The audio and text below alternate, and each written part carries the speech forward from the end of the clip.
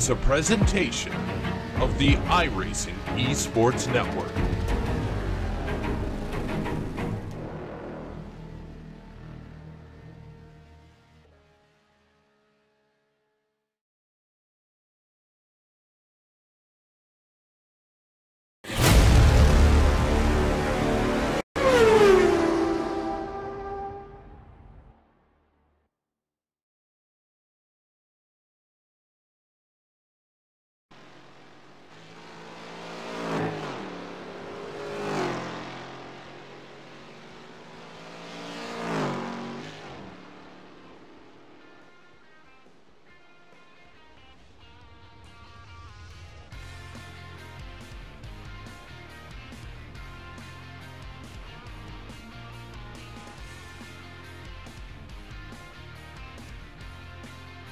Welcome to Apex Racing TV and welcome to the Ricmotech Sports Car Series. I'm Alex Simpson. I'm here with a newcomer to the booth. I say newcomer, a returning commentator. Not in this series, but certainly to Apex Racing TV. And that's Lee Thompson. Welcome, Lee. Thank you, Alex. Nice to be here, as you say. Maybe a new voice for many people out there, but nearly 2 years ago now, I was a more regular feature, shall we say, on Apex Racing TV. So yeah, good to be here for the Ricmotech Sports Car Series.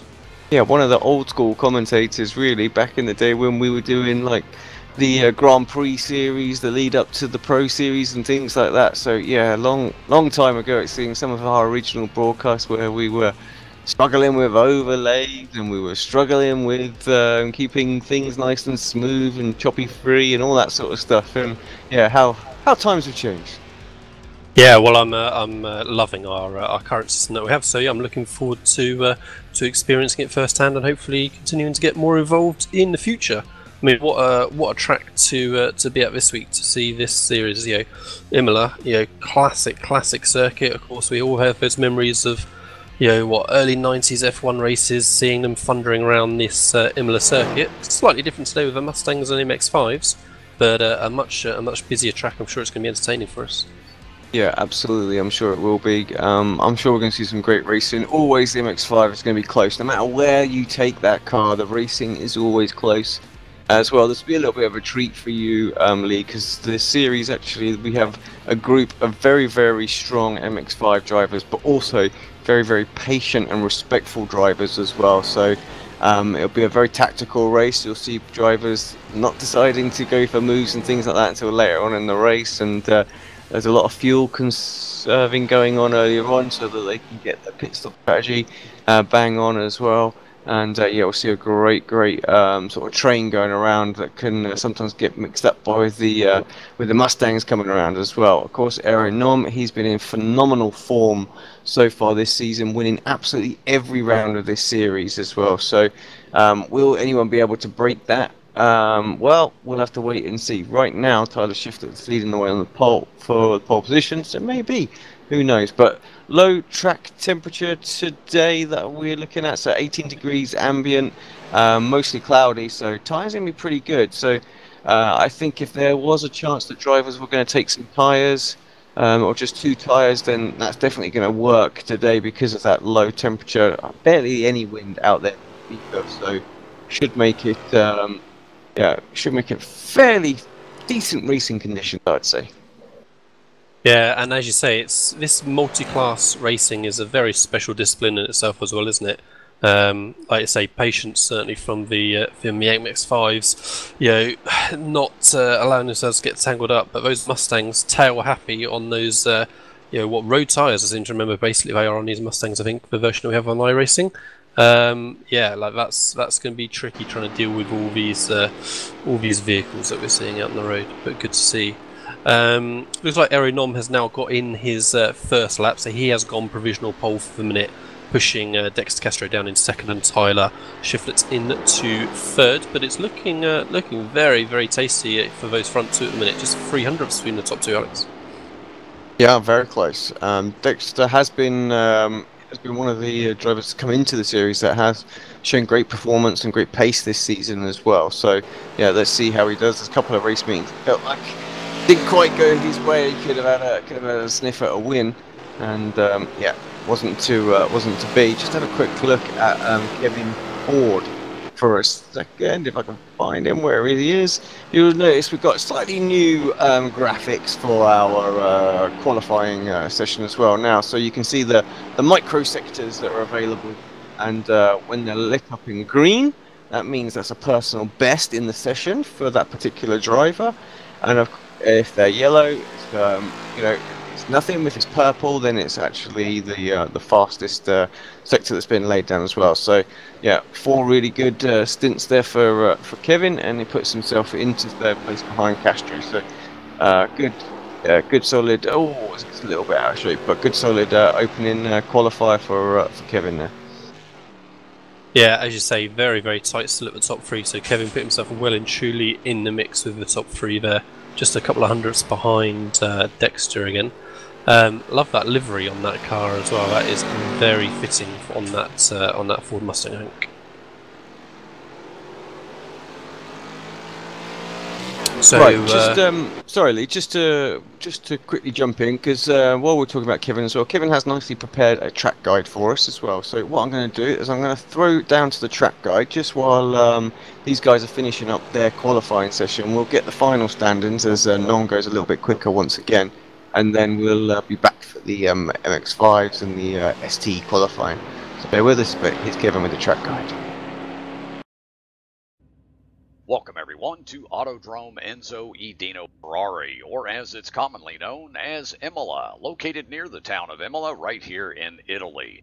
Great to have you with us as we provide you your track guide today in the Ford Mustang around this very fast and challenging 3-mile road course.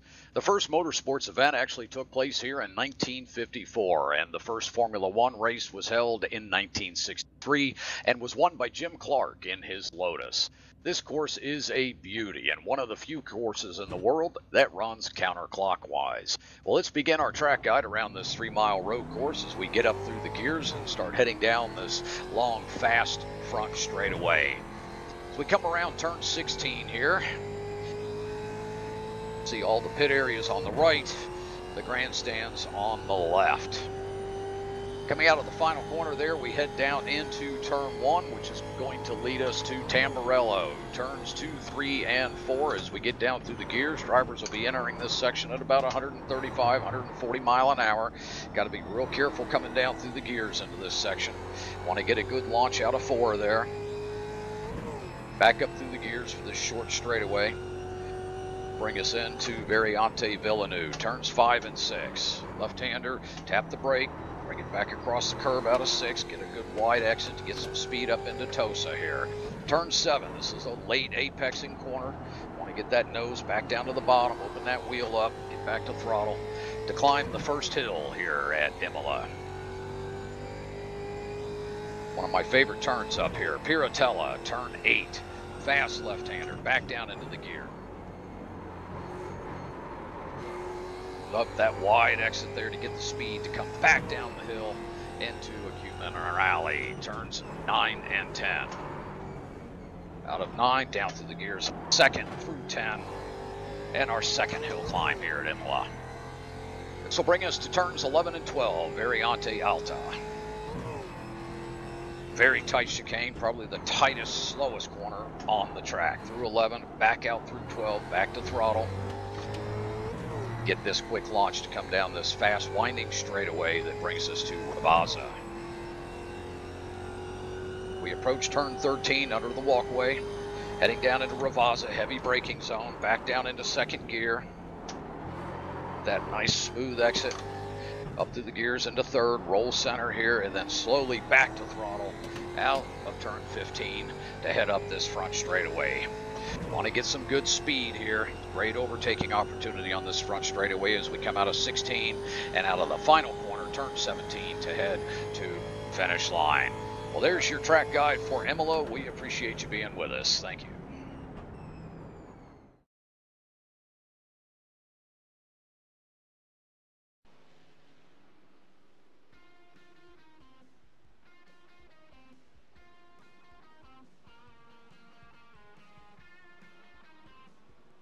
Welcome back to the Ricmotech Sports Car Series, and thank you very much, Kevin, for this lap, that trap guide around this Imola circuit.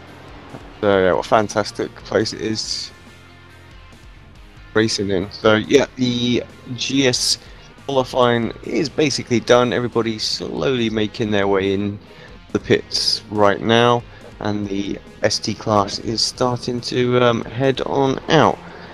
Drivers right out there now.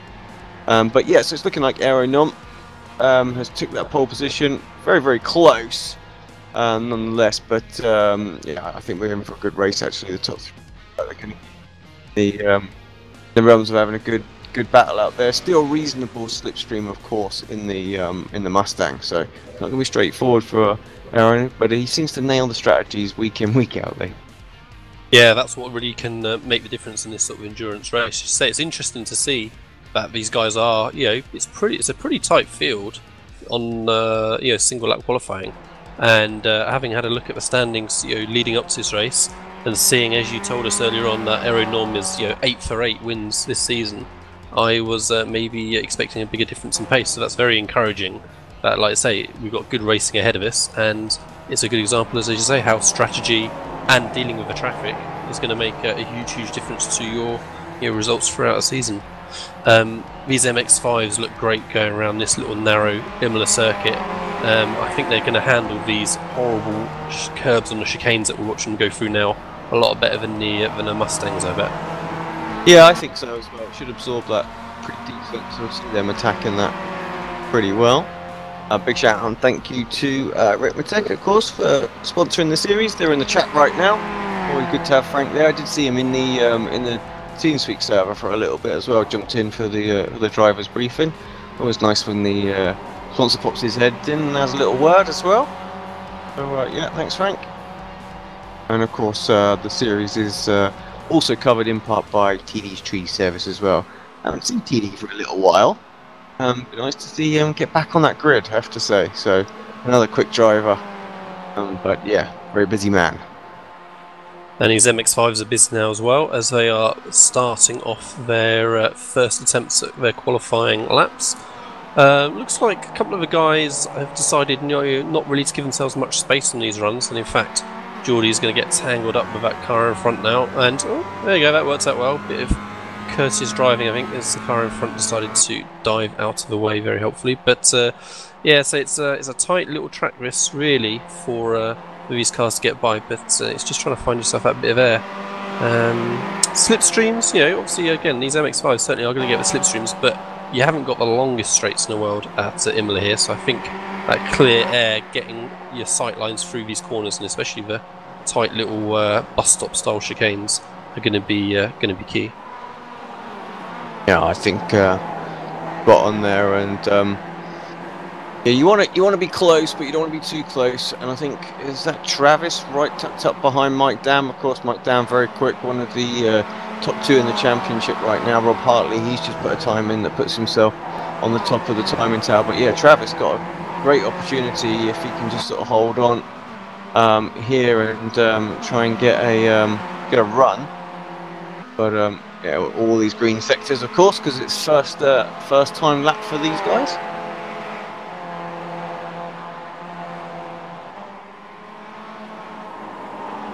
Yeah, and there's the guys come on to the front straight, nicely judged, just running to the very edge of the AstroTurf, and we'll see if there's going to be any shuffling in the top few spots these guys come over line. As you say, we're looking at green sectors all the way through. At the minute, Eric Violet is pipped by Mike Dam and then David Patton. So yeah, they're really just ticking away one by one, taking a spot, and Travis pauses on the top spot for the moment, just 100th ahead of Jim List. Yeah, List obviously got a decent run somewhere that we didn't see. It was actually Peyton that was tucked up behind, sorry, not Iannucci. Payne that was tucked up behind Mike Dam, and that just really goes to show, Mike, very quick driver, didn't quite have any draft, but David Barat on his tails, and was able to take full advantage of the draft that he was getting from Mike there. So that should put him in a decent stead come the start of this race. Left of quali. Yeah, not long left to go. As you say, the time's going to be disappearing. Time for just a couple more laps of these guys, I think. This, I was going to say new. It feels new for me. This new model of MX-5s that came in, 18 months ago. So iRacing did a cracking job on them. They have such a great feel to them as guy just in front of Robert Hartley there dives. I think maybe deliberately out of the way. Maybe he was trying to ensure he wasn't disrupting the fast lap of the guys behind there. But yeah, these little MX-5s cracking balance to me. Really throw them around. And obviously the rookie car, as we all know, but it's such a good choice for these guys to really get their feel for the vehicle dynamics and how the sim is really going to be working as they if they decide to progress up any cars after that. Travis still is in top spot, but we're still seeing green sectors on these second laps for these guys. So I think we're going to see some shuffling around again on these next laps. Yeah, I think you're right. Might be right. David has another. Oh, Dave straight in. Anyone else going on? Improvements on his sectors, so can't see him going quicker. Ryan quicker in the first sector, but that's about it. Of course, like every car, it suffers with the temperature. Cars are always faster on the colder tyres with iRacing at the moment. So, Edgar Sanchonnet, he had a great second lap by the looks of it. But actually pits, so that was looking strong, but perhaps just didn't have the fuel or anything in the car to go for it. John Allen looking like he might have a quick lap as well here. See what he does. He is going to finish that off, but I think that this is going to be his first time lap. That will be why all of those sectors are good. And Derek Holland is going to be in a very similar situation. And yeah, just to sort of let you know, Lee, what's going on with the timing at the bottom there as well. So in qualifying mode, and for anybody else that's watching and not too sure, what happens is once the driver gets to about 75% of the way around the track, then the name comes down the bottom of the list, and we'll see that on screen kind of thing to sort of show they're indicating they're coming up to finish their lap. It gives us an idea of who to watch as they cross the start-finish line. And just as we say that, Rob Hartley crosses the finish line, but does not improve for now. Just building up to his next lap, perhaps. Yeah, it's, the line is right at the end of the sort of straight there, and it does lure you into thinking that the time's been invalidated, but does pop himself into second, 12/100ths of a second behind Travis Fenke. So a good first lap from Rob.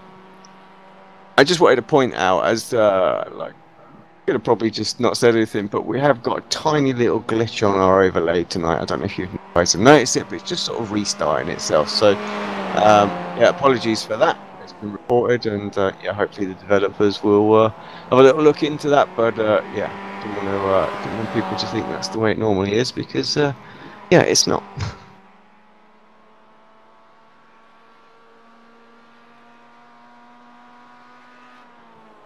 Again, Ryan Walker not able to really improve. Got a couple of sectors, but Mikey Gee, he looks relatively like he should be on to improve his lap. Improved in all but the first sector. See what he does when he crosses the line.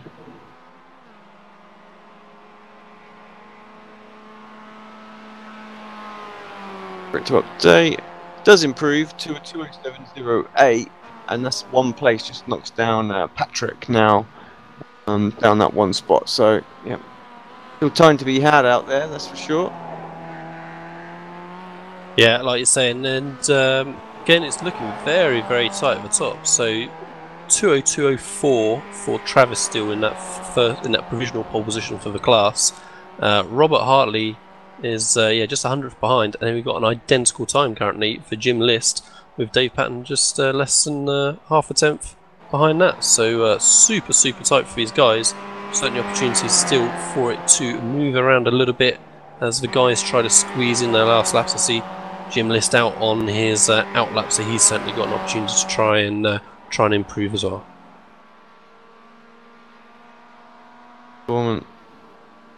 What is he trying to pip? He's trying to pip a 204.75. While we're watching Mike Dam on the screen at the moment.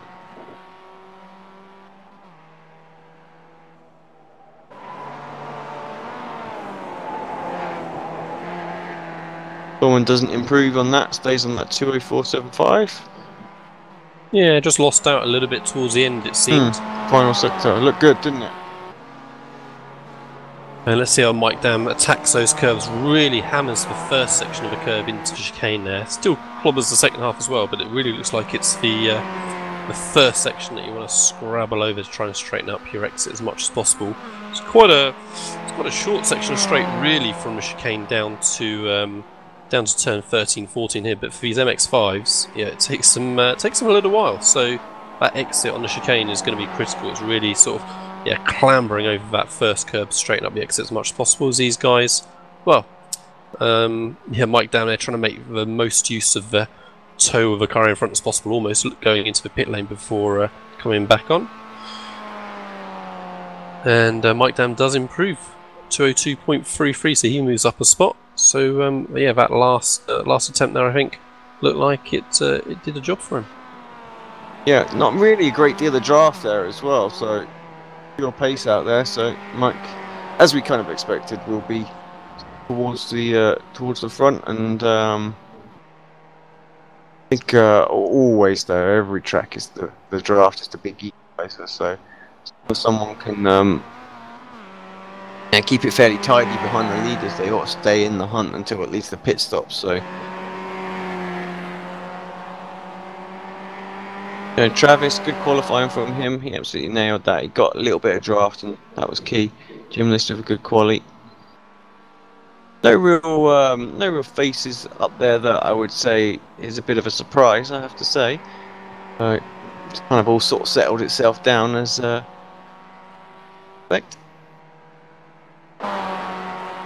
Travis Finke, he's about to finish up a lap as well. Well, through the chicane, he's got a nice bit of slipstream again. Yeah, it should work out nicely for him as he gets to the front straight. Like I say, he's not going to lose his sight through his last couple of corners, 14, 15 Rivazza. But just a little bit wide on the exit of 14 there. Yeah. You can see his sector's not been that great. He has got a green. He dives into the bits. Yeah, decides to abort, so that probably was an off track there. Got to run a little bit wide there and use that runoff, but just not too much of it. Mike Dam again, gone quicker in a couple of sectors.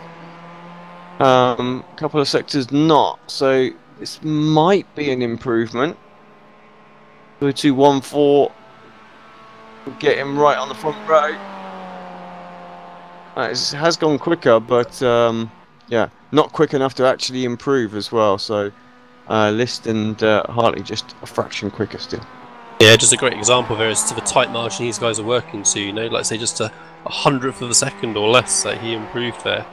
So these guys are really right on the very limit of the performance of these cars and the tyres with the weather. And again, it shows with the field spread. We've got less than a second between the top 10. So again, looking very, very tight and tasty for our 1 hour race coming up. Good for John Allen. He's got the slipstream here of Hartley ahead as well. This could be a very, very good time. Ducks out. 2:02.035 puts himself onto the pole position. Thank you very much, Rob Hartley. Yes. But good solid lap. In the nick of time as well. Yeah, just scraped over the line, and like I say, that a little bit of toe. Say it's so tight out there, could have just made enough of a difference to have made that job. In fact, the 2:02.04 matches the time of Travis in second, so just down to the third digit must be that slight bit quicker. So crazy tight out there for the guys, but interesting to see that class leader Robert Hartley is in third, so he's got a little bit of work to do just to keep that strong position. Actually, one of the better qualifyings that Rob's had this season. To be fair, the start of the season, he sort of. In that middle pack seemed to be more than anything, and just slowly worked his way forward every race. So I don't think he'll mind too much starting third. He'll be right in the hunt. And like I say, these guys are all pretty patient, so a lot of respect given. And how that forms up. waiting for the final drivers just to finish their laps, and then we'll be able to give you the official classification. So what do you think on a circuit like this, Alex, where it's a sensible length of circuit, but again, it is narrow, it's a good classic circuit. I can imagine we're going to see perhaps a bit of variation in pit strategy with maybe people wanting to get out of traffic and trying to get themselves a bit of clean air. You know, maybe people pitting right at the start of the window and hoping that they can overcut those cars that maybe run a more traditional sort of length. Yeah, I think you might be right. I think there certainly will be some, especially in ST, once the Mustangs come up towards them, that might think, you know, I'll duck out now because I might get held up by quite a bit while these guys, this whole train comes through. I don't think we'll see anyone in the Mustang field come in any earlier or anything like that, but certainly we might get the odd one or two early pit stoppers in MX-5 today. Yeah, could be worth a risk for maybe someone that perhaps had a disappointing qualifying or maybe has a bad first lap or two. But I say it'll be interesting to see. So what have we got? A difference of like 6 seconds between the top Mustang and the top MX-5. So as you say, they're going to be on them after not too long at all.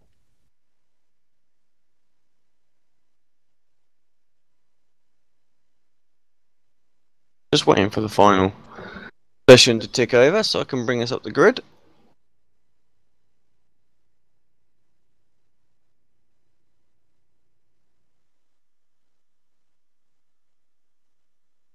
When was the last time, Alex, you drove one of these Ford Mustangs? It was quite a while ago, and I do talk about it a little bit on the series and doing this broadcast. But they did a commentators race. I think it was probably about 8 months. Honest. Yeah, so all the commentators from all the different broadcasters and things like that jumped in and had a little play, and it was actually the Mustang and the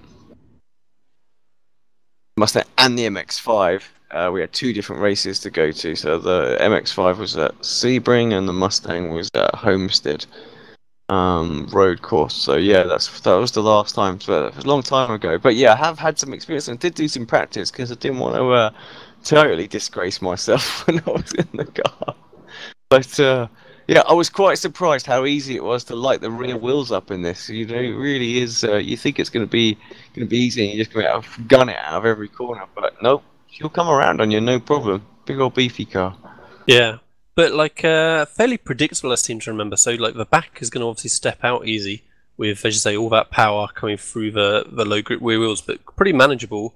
Just got to not assume that the brakes are really going to slow you down for the corners. But yeah, great fun cars to practice your entry oversteer control, I would say. Definitely. Right. So grid standings are up, and as we can see, for the overall classification, provisional poll went to Aero Nom, as we saw. He had just that little bit of space. It says half a second on there. I don't remember it being quite such a big gap, but perhaps he snuck that in at the end and I missed it. But yeah, Dexter Castro then in second, Kevin C. Ford in third with Tyler Shiflett in fourth. Sam Katas... well, I do apologise. Let's have a second go at that. Sam Katak-Azunis in fifth with Stephen Thomas in sixth. Jeff Jacobs seventh. Leon Wright in eighth. Russ Ruddick in ninth. And already I'm far too slow, and we're going to be getting ready for the lead group to get going, and then there'll be a bit of a delay for the start of the MX-5s and running behind.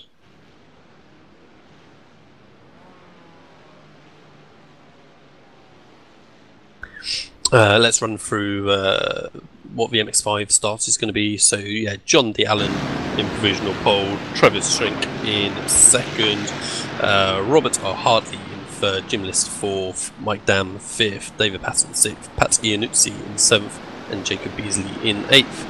As the safety car leads these guys onto the front straight, Mustangs all backing up, waiting for the green light. Aerodom deciding the pace, holding these guys, waiting for the green light. So they're all stacked up 2 by 2, getting ready to thunder into Tamburello. Turns 2 and 3. It's going to get messy, I think, in those first 2 corners. Yeah, indeed it will. waiting, patiently waiting for the green. The roll-ins, and there it is, and Aaron lights it up. It's actually a really good start from Dexter as well. Kevin Ford right underneath the rear wing of Nom as well. He's trying perhaps to get into second, but a bit conservative in there. A little bit of contact back and behind, and Ford through. I think sort of Dexter just with Nom wasn't just a tiniest little touch, but it was enough just to sort of push him a little bit wide, and and then Ford capitalising on that as well. Ford was a little bit cautious to start off with, and I thought actually it cost him a little bit, but actually in the end it worked out nicely because he was able to get a much better run coming out of there. So yeah, what Dexter was on about, he definitely needs to get the little things just need to go right for him to have a little run. Aero, now he's got his work cut out because there's already a little bit of a gap formed up, and they want to he'll want to get back past Kevin as quickly as possible as well. And guys side by side just running through the background there. The guys got through pretty clean as the MX-5s are off and away as well. John Allen still leading them away, but under pressure from Travis. And they're all single file for the moment as they head for the corner. Thought Travis was going to have a little sneaky look up the inside then. He's under pressure himself now from Mike down behind. Yeah, I can't see this this pack breaking away too much, that's for sure. So as we just switch to the class colours on the little mini maps, just so you can see the two separate snakes that are going on out there right now. What a great shot of seeing these guys like a ripple through the chicane there, like a snake almost sort of rippling through, all one by one bouncing over. So top 5 are just making a very, very slight breakaway, and again Travis just making sure John Allen knows that he's lurking, just positioning himself slightly off the racing line on the approach, moving around in the mirrors a little bit. And Travis just runs a touch wide as well, kicks up the gravel onto the front straight. Yeah, good first lap, and that's what John wanted, really, just to get settled in. Like you say, so it looks like actually Hartley lost 2 places, Dam up a couple. Oh, 3 wide Alex at the front of the MX-5s there. A bit early on, I thought, you know, there was me saying, oh yeah, they'll be nice and patient and stuff like that, but just, yeah, they just got the run and straight through, so Alan suddenly losing 2, just as I was looking at who was gaining and who was losing. Yeah, and again, John Allen is straight under pressure from Jim List, all over the back of the exhaust as they head into Variant of Villeneuve. It really seemed like John Allen really lost out on that front straight. I was surprised in the difference of speed at the end, and then he almost, I thought, was going to go into the back of Travis Shrink as they hit the brake zone for turns 2 and 3, but all got out. Top 2 just trying to push away a little bit. Travis again right up the chuff of Mike Dam, and again he seems to just put himself off centre a little bit on the entry to corners, maybe say to show himself in the mirrors, or maybe just to make sure he has a good view into the corner, you know, make sure he sees his brake marker as he approaches.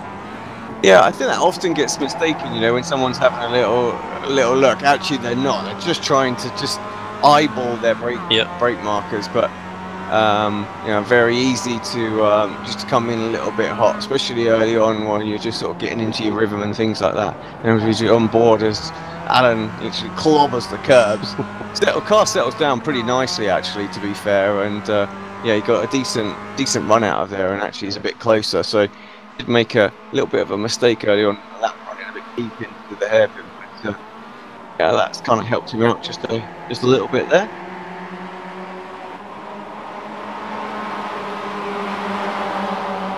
And so top 2 are still just breaking away a little bit for the MX-5s. Looks like Travis, I think, is going to have a decent shout into Tamburello. He already looks to move out, get ready for the inside line into turn 2, and the overspeed there, he's going to have a pass pretty much done before they hit the braking zone. And in fact, he covers it off early. Yeah, completely, and behind as well. List gets Alan in exactly the same vein as well. So it's quite a long straight. I think we sometimes forget how long that straight is there as well. And then of course, You know, back in the day, before, of course, the horrible accident, there was that first turn was completely flat out as well, so it would have been even longer. But yeah, it just goes to show, you know, if they're able to clear completely before we even get into the braking zone, it's a hefty old straight. Yeah, absolutely, especially for these MX-5s, you know, really going to stretch a straight. But yeah, that's going to ebb and flow during the race. Right, switching back to the Mustangs as we see them not able to surprisingly deal with that chicane quite as easily. Really having to hit the curb still, but they're having to be, I think, much more patient to really get on the power as the car settles after a much longer period, I would say. Erinom still looking pretty comfortable at the front with a little bit of a gap now to the cars behind, so he's just nailing those laps, keeping it consistent, I think, and making use of that gap he was able to make in the very first lap thanks to the cars behind just squabbling slightly. A driver who's lost a lot of places is this man right here. Suddenly finds himself down 9 spots and in 11th place. I don't quite know what happened to Dexter. I can't see anything on the event viewer. Of course, you guys can check out the event viewer as well. I shared the iRacing, the live timing SDK gaming link on the chat at the start of the broadcast as well. But yeah, there's just nothing really popping in for Dexter. Yeah. Just like he lost places. So that last lap slow down. Yeah, I wonder if it was slow down or something like that, and it cost him pretty dearly. And this just goes to what I say, you know, he makes these races really, really difficult for himself, or really, really interesting, whichever way you want to look at it. So it looks like we've got a move coming now just in front of Dexter as well, as guys come running side by side, heading towards the left-hander, but no, guy just behind Ruddock there decides to tuck in Brandon Whiteworth, thinks better of it. The slightly different line on the exit there as well, just trying to again get that run into the next corner. Big heavy cars for this this fast traditional circuit as gets right into the back there of Ruddock, but I think a little bit of a touch, but they both get away with it. Maybe going to give the cars behind a little bit of a run, but the chicane's going to arrive too early, I think. Devo's brake is glowing nicely as the cars had to work super hard to get stopped for the chicanes there. Those 4 cars really running nose to tail now as they're coming through, battling for the tail end of the top 10. There was a question on the chat wanting to know exactly what the best lap times were out there at the moment in each of the classes. And there you have it, up on screen right now. So again, apologies for our little overlay glitch that we've got today. Mustang coming into the pits. So. Yeah, well spotted. So yeah, he's making either use of the time to get maybe a little bit of repair if he did get a touch of damage, but perhaps just perhaps he's going to get out of that traffic and try and give himself a bit of clear air now for the rest of the race. Yeah, I'm not quite sure what they are on the fuel. Yeah, it feels a little bit early. But yeah, like you say, it is quite early. I mean, we're going to have to go for 50 minutes and slow down there. Slow down, yeah. He took it all over the curb, wasn't he? I'm not surprised that he's had to serve that. And he's having the worst possible place to need to serve that there. And, yeah, cost him dearly. Made good work at the start of this race. Was up a few places, and yeah, it's all come undone again. Thomas starting to put the pressure on Sam ahead. Yeah, very, very tight between the 2 on entry to corner there, but Thomas just eased off a little bit early and made sure he was going to keep himself space as they work their way through these fast double right-handers leading to Variante Alta as they go over the crest under the bridge there. Thomas just dropped back slightly for that sequence. He was a 10th behind when we picked him up, and now he's half a second working up towards a second now through the chicane. So yes, Sam now much quicker through chicane, gained half a second just through turns 11 and 12. Yeah, nailed it. All of a sudden, not under pressure. What's going on at the towards the sharp end? Well, I have to say, the man at the front is starting to really stretch his legs as well. If I just bring up the gap on screen, you can see up to 3.4 seconds now as well. So he is absolutely flying out there as well. So that half a second qualifying that really starting to show. And he's flying, but he also is just relentless. So again, looking at the season stats, 270 laps completed for the season, 7 incidents, Alex. That is some incident ratio that he's got going on there. So it just shows, you're consistent and quick, and just what can anyone else do about it? He wants the bonus points as well. That's the thing. You get bonus points for the clean racing and things like that as well. So, he's all about maximising absolutely all the points he can possibly get. So, yeah, it makes it super difficult for his rivals out there. Absolutely. So Tyler still trying to make it difficult for Kevin Ford there, keeping him in check, just a second or so behind, making sure he's not going to let him get away. It's going to be interesting to see how the race develops between these two. Again, that bit of strategy with the pit stops, as they maybe hit some traffic, could be interesting later on. But yeah, for now, those guys have broken away from Sam and Thomas behind, and as you say, they're in 4 seconds ahead of him. So they're just going to have themselves keep company for a while, I think.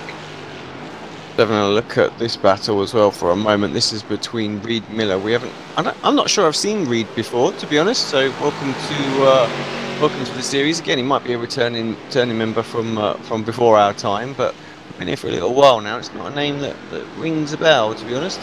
Leon Wright, who we do know very well, just ahead of him as well. So yeah, Leon. Having a fairly reasonable race. I'm used to seeing Leon a little bit further up the grid, I have to say. Yeah, so Reed, it's looking like he is settling in well to the series straight away. As you say, putting himself in amongst the regulars, quite happy as he runs wider than Leon, right? But yeah, certainly within the AstroTurf seal. What a great skybox view we've got there with the slightly setting sun up ahead as they head down past the pit straight and back into turn 2 and 3 again to Morello. Now, I wonder what's going to happen with the skybox and things like that, because there's lots of talk that we're getting day to night in December build. I remember that 2 years ago. Yeah, exactly. So, it might finally be here. I wonder what that's going to do to us, how it's going to change things, and it was brought up earlier on as well about how it could actually affect sort of frames per second performance within the sim as well. Are we going to take a bit of a hit? Because I mean, iRacing is good and bad. You have some really old machines that are still able to run the software extremely well. Yes, graphics are reduced. Mustang ahead, sliding Alex, he's going to lose it. Yeah, that's gone, that's in the wall. So that was Leon Wright, was it? Yes. Yeah, Bosch. So, and then, yep, when those tyres are hot. So. Yeah, it's tricky. Like I say, once those rears step out in the first place, all that weight on the back is just going to swing the car over. The weight on the front, sorry, is just going to allow that weight at the back to come around and just entry oversteer. He nicked the grass, didn't he? Just ever so slightly, but it was enough, and a fair bit of damage as well. What about the damage model? Are we going to get the damage model in the new build as well? They keep saying they've got these little surprises, but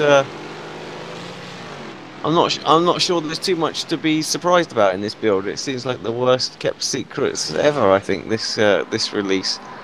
So. Well, you never know. Perhaps it's all a giant bluff, Alex. Perhaps you think, no, look at all these things I discovered, and perhaps there's something huge that they know they've kept a secret. We can be optimistic, maybe.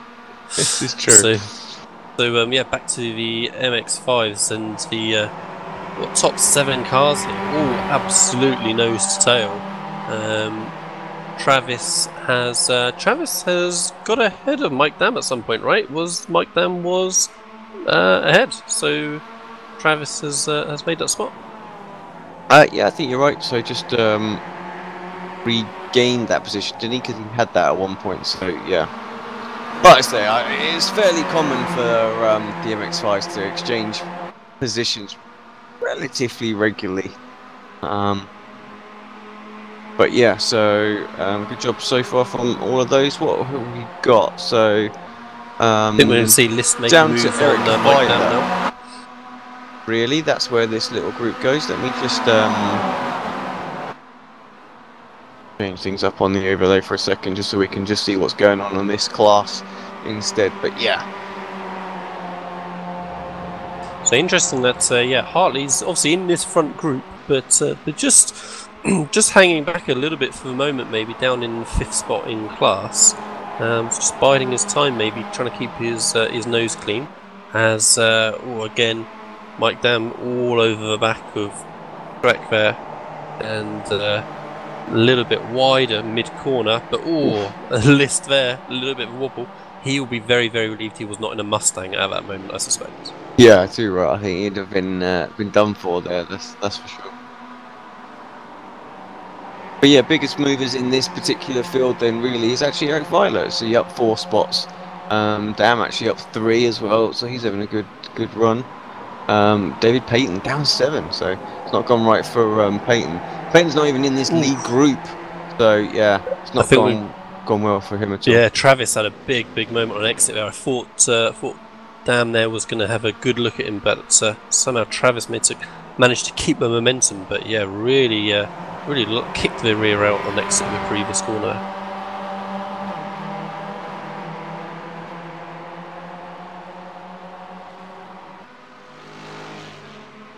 You hear the Mustang thundering past in the background as well. Such a different tone of engine to these little high revving MX-5s comparison.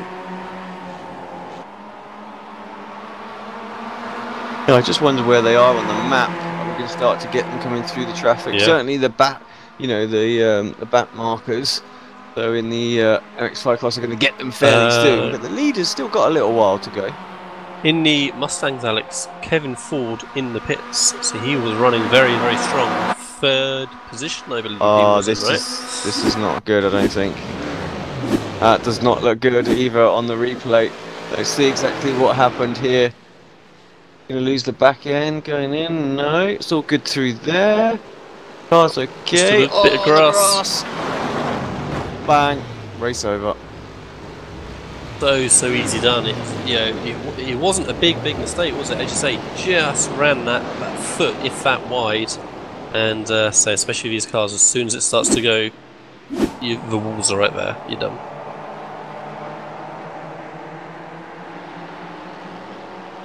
Yeah, no fast repairs. Oh, no fast repairs in the service. So this particular race, so we'll have to just deal with that, I'm afraid.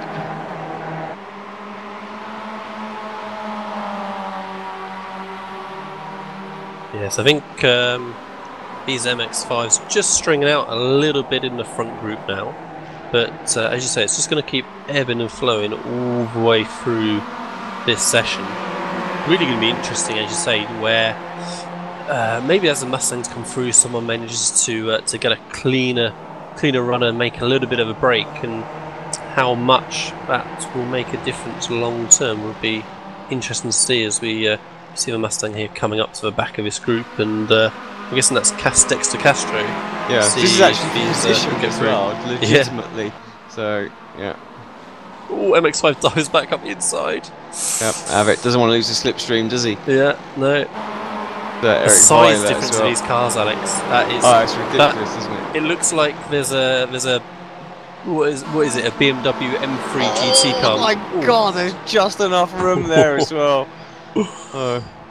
I was just going to say, sorry, there's a meme involving a BMW M3 GT car, I believe. Yeah, a ridiculous size. That's what I feel like I'm seeing right now. But yeah, that was super tight to the barrier inside of the pits there. Of course, the MX-5 is far superior through the corners than the Mustang, and to braking. be fair. Yeah, and braking as well. So, yeah, right now you can see all of a sudden List is losing big ground to Travis and Mike here as well. So he won't be too happy with that there. He just needs to try and stay at least in the slipstream of Dexter while he's tucked up behind the 2 front runners. Yeah, could really, if Dam and Shrink are really able to not be affected as Dexter comes through, that could really give him the opportunity to work together and try and build away from the 5 cars behind. But I think he's going to catch him at a little bit of a bad spot. He's going to get in their way a little bit as well. Oh, it certainly is. Yeah, Mike having to run just a little bit wide. They've got a little bit of a I think they're margin, okay. Yeah. but it's only about 9/10. Nothing that is going to break this draft. We're about 1.7 seconds until you don't get any draft in this MX-5. Oh wow. Because you get a flyaway back. Yes, that brings Dexter back with the rest of the Mustangs, if you like. So again, it'll be interesting to see what he can do for the rest of the race. We're guessing he's going to have to make another stop at some point. So so fingers crossed for him that he can continue progressing through. Still no sign of Kevin Ford or Reed Miller coming out the pits, so I think they are going to be having a tough night if they do get back out again.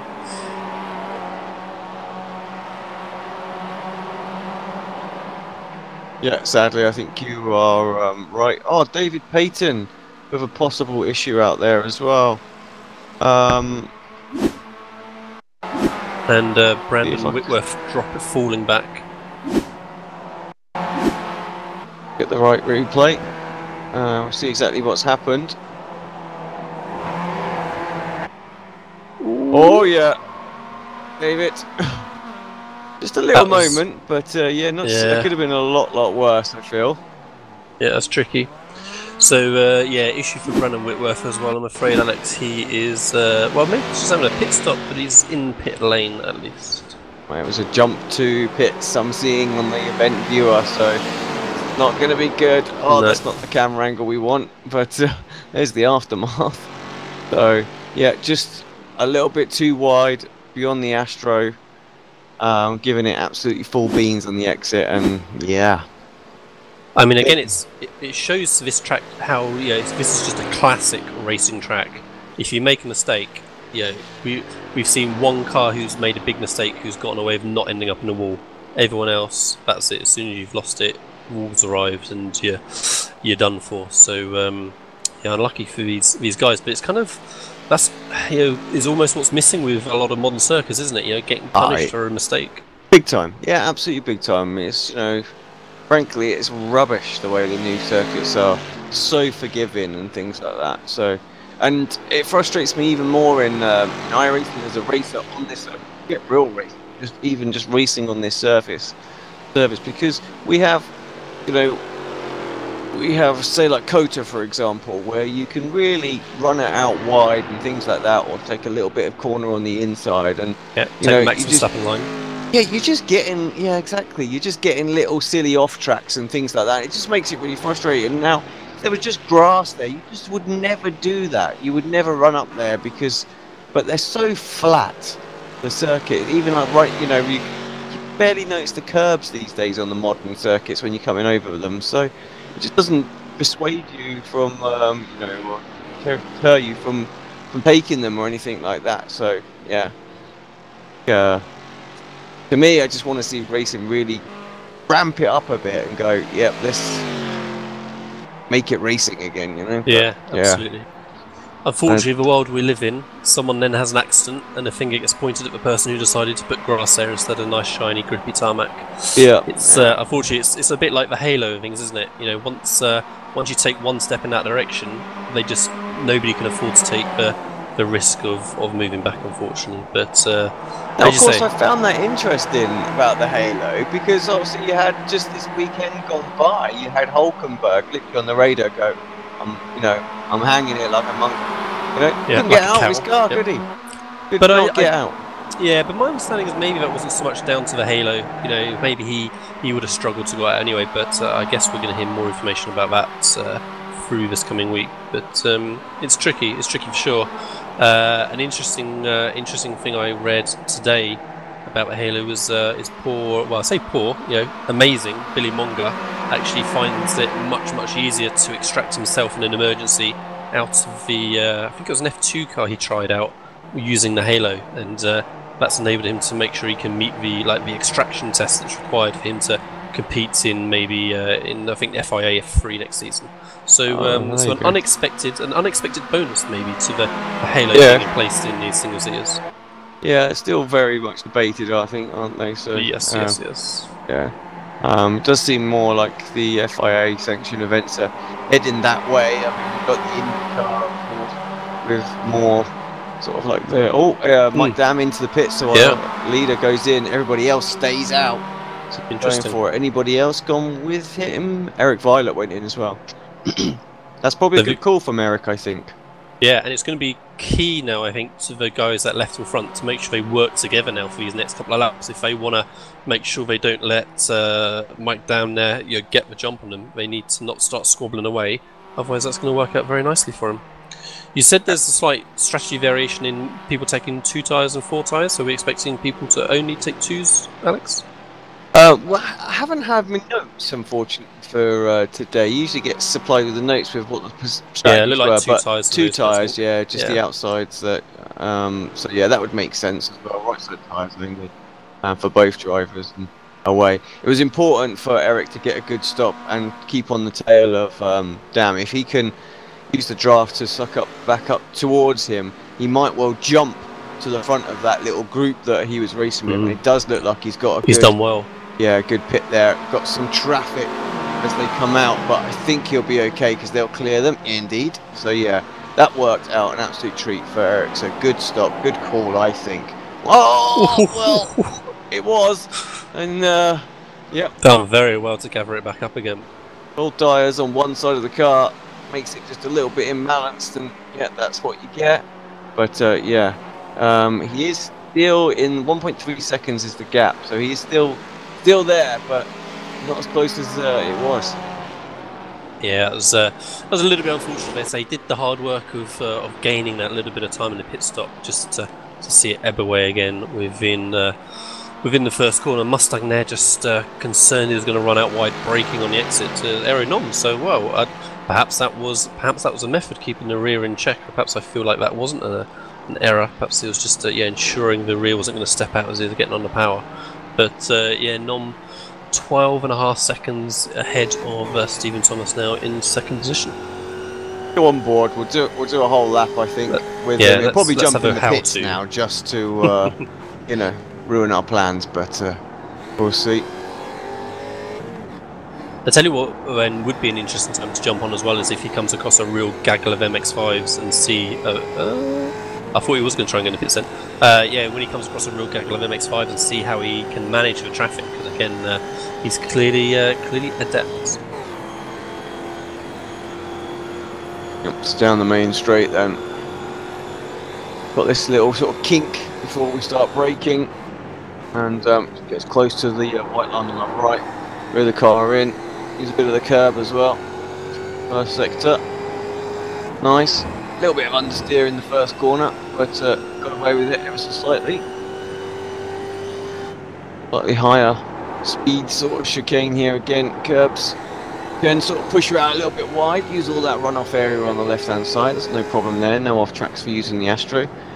The hairpin. And you kind of have to be very patient here. Make sure the nose gets in and drive the car off hard.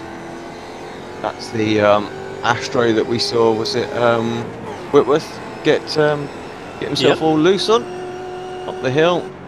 Throw the car in here as well. Again, car just wants to understeer through here. You actually don't want to run it off into that Astro. It's slightly slower if you are that wide. Don't quite get the same exit. Double right hander, so tricky on the braking as well. Trying desperately to get the car slowed down, but at the same time. Front tyres, I will be screaming at you. Little moment coming off the corner. So we head into the chicane then. And yeah, very calm and collected going into there. And car settles down really nicely actually as well. So not really abusing it too much, just letting the car just roll over it. And basically is a lap that we've done now on board. Downhill into the final sector. Double left. Again, use the AstroTurf on the right, and there we are. That is the lap complete. And into the pits. Into the pits. There you go. Perfect timing. And on the previous lap, we had a number of the other Mustangs dive into the pits as well. So Stephen Thomas, Jeff Jacobs, Ross Ruddock, and Michael Ruddock all pitting on the previous lap.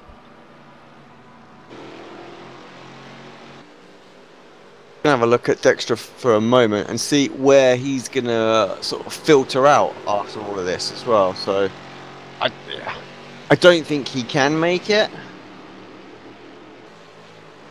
No, I should say that lap 12 is the earliest for the other runners to go. So he's got to do 8 extra laps worth of fuel. So as you say, I feel like that's not going to happen. He was forced into that early stop. That wasn't his choice, unfortunately. But he's running in a strong 6th position for now, and at a good pace as well.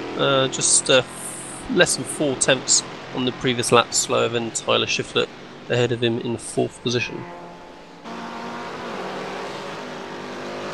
Yeah, Thomas and Tyler come out in front of him though, even though they've had their stops as well. So yeah, that was quite a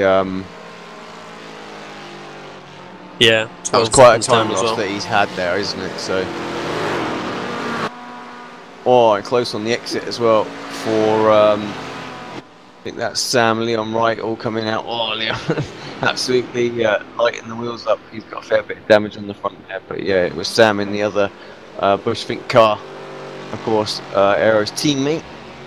But so he looks like he's a little closer to Thomas and Shiflett after the pit stop as well. So maybe a late charge could be on here.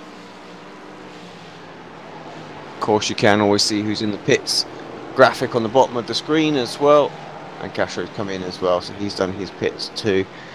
You've got the left-hand time that's obviously ticking up there. That's the total time in the pit lane, and then in the brackets is your stationary time for the driver as well. Gives you an idea, of course. In F1, that'll be reading 2.1 seconds or something along those lines.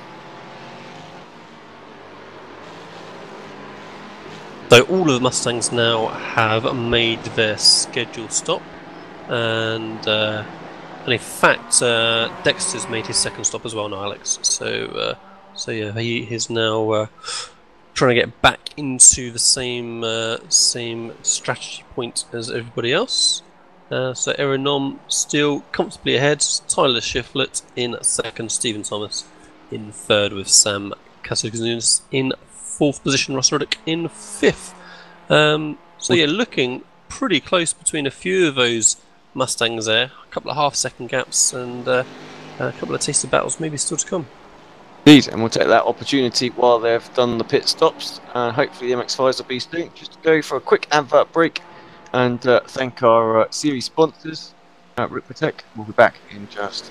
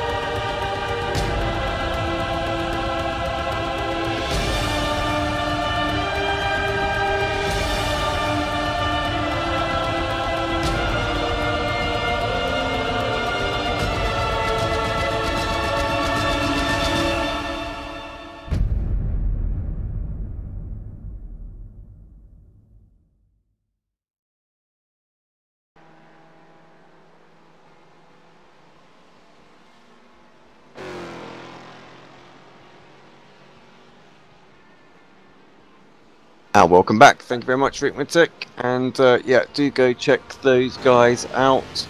And yeah, Frank, obviously here supporting the series as well in the chat. Any special offers or anything like that might be going on? Obviously, with Black Friday just gone, might have what do they call it now? Cyber Monday or something like that? Is it any Cyber Monday deals? Let us know. Post in the chat, and yeah, hopefully you guys can upgrade your rigs out there. So looking pretty good now for Mike Dam in the MX-5s. Travis Schrenk has made his pit stop and has ended up 10 seconds behind. So I think we want to be watching Rob Hartley, John Allen, Pat Iannucci. I reckon they are all going to be making their pit stops any moment now. They're pretty much the only MX-5s left to stop. And where Mike Dam is going to end up within that mix is going to be quite interesting. In fact, Robert Hartley into the pits, Pat Iannucci into the pits, John Allen has continued on. So yeah, I think Mike Dam is going to be looking pretty strong here, but yeah, interesting to see how it turns out. Yeah, and it looks like I'm guessing Eric's had some sort of problem that we don't know about, because he seems to have dropped back a little bit. Although I have to say, I just had to reset the timing screen, so it might be that gap might be a lot closer than what it's telling me right now. But yeah, let's see. Here's Hartley. He's coming in as well, or is he on his way out again now? Yeah, he's on his way out. Yeah. So it's going to be pretty close actually between these guys, isn't it? I think so. So Hartley gets up to speed off the pit limiter if the MX-5 had one, but I think he's got it. Mike Dam's obviously got the top speed, but Hartley has come out ahead.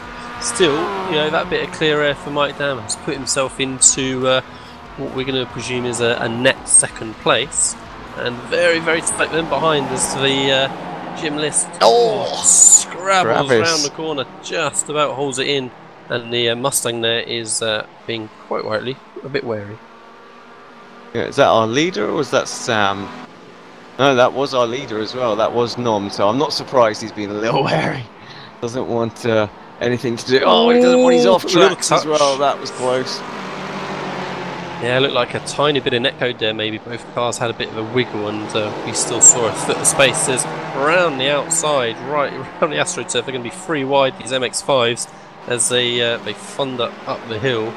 The guys on the inside just out dragging there, and through they go. Pit stops are done now. It's business. Yeah, time for some business, some action. And yeah, Travis, Iannucci, and Jim List. All up for it by the looks of it.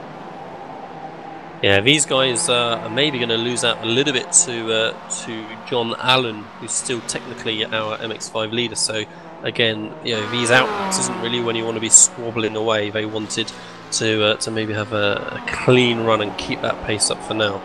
But a little bit sideways there for Allen through the first section chicane, but gathers it all up and probably didn't really lose much. Yeah, he hasn't stayed out for another lap, hasn't he, as well? So, yep, he's continued. Geordie Fike, who was in second place, he's now in. Well, so all this crew going to zip past him. But yeah, Hartley desperately trying to keep Dam away. But I feel like we'll see this gap close down on the straight here. You can just see in the battle box on the right, that time just slowly disappearing down that straight. It was 1 second at the start. It's now 6/10, 4/10 in one straight. Yeah, what can you do to defend against that? Yeah, it's pretty significant to say, especially considering the low power of these cars. That's quite a difference it's making, and yeah, he's all over the back of him now. Just a couple of tenths. The Mustang behind is going to again have to be patient, and could really affect the little battle here between the two guys, depending on where he tries to make the move. Yeah, this is kind of what John Allen wants, isn't it? John Allen's currently leading Absolutely. as far as if they get held up, he could be on the tail of these guys, and I think if he can just catch their slipstream rather than this battle here, which is 5 seconds back, then he'll be happy, because podium I think would be on the cards if he can just keep it clean. I think those guys, up ahead, Mustang just got tangled up with him a little bit, and very, very close as they head through. So Hartley just about holding off Dam still, but yeah, they're side by side coming through. Dam sniffs an opportunity here. Yeah, I don't think Mike will go too racy at this early stage. Like, he'll probably get by on the straight because you can clear, but I don't think he's going to risk anything in the infield section and try and hold them up a little bit. Now that they know they've got a 4.5 second lead, they'll definitely want to keep that because they know it's just those two fighting it out. Often I've seen 4 or 5 cars fighting it out on the final lap, and yeah, you never really can call who's going to get it. Yeah, so interestingly, the again, John Allen, MX5 current leader, I reckon is pushing very, very hard because his off tracks are just gradually ramping up. He's up to, well, by our timing screen count, 18 off tracks now. So, so he's, I think, I believe he gets a penalty point for going over 17 instant points. I seem to remember, but it certainly shows that he is pushing as hard as he possibly dares, trying to make this overcut work. Yeah, he does. It's worth pointing out as well, ours is far more harsh than the iRacing off track, so it's probably not there. He's probably okay.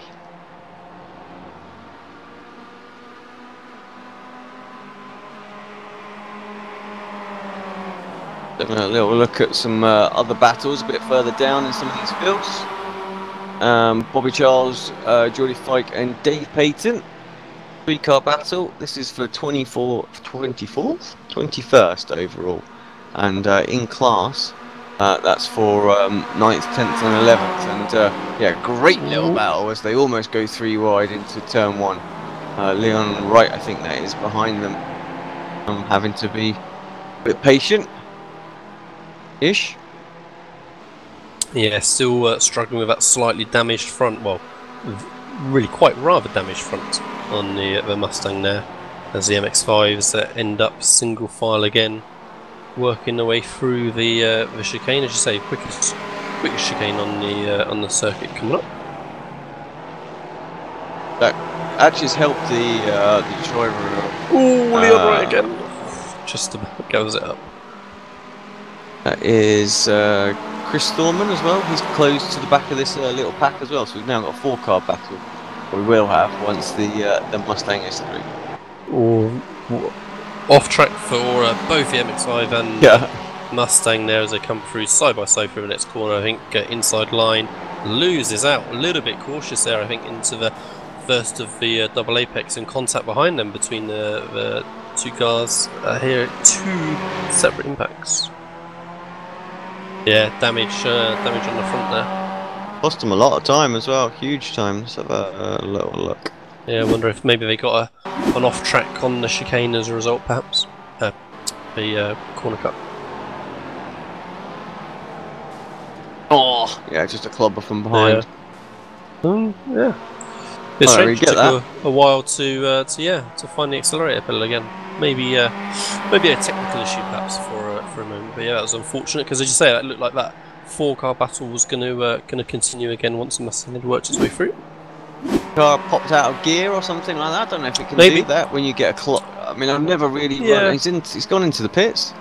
Yeah, but perhaps it depends on what drive rates you go to use. But yeah, I think you can for sure miss a gear in these MX-5s depending on what settings you're running. How realistic you're trying to make it. John Allen has made his pit stop, and so he has come out in 3rd position in class. Mike Dam and Hartley that we're looking at, and then yeah, there is John Allen just behind. So that's worked pretty well for John Allen, really. There, you know, he's within touching distance of the lead 2, and that we had a group of 7 cars all running nose to tail, and so that strategy has just spread everyone. The pit stops have just spread everyone apart a little bit now. 1.4 seconds is that gap, and remember earlier I was saying 1.7 seems to be where it's at, so it needs to make these next couple of corners mighty, and just to see if he can get into the draft of the 2 leaders here, and then we've got a 3-car battle for the lead, which would be, I have to say, that would make things just a little bit more interesting, because when it's one-on-one, you never really, you haven't got to worry kind of what's going on. It's just a simple move, but if you've got the chance of going for a move and then losing another place or 2, it becomes a totally different ball game.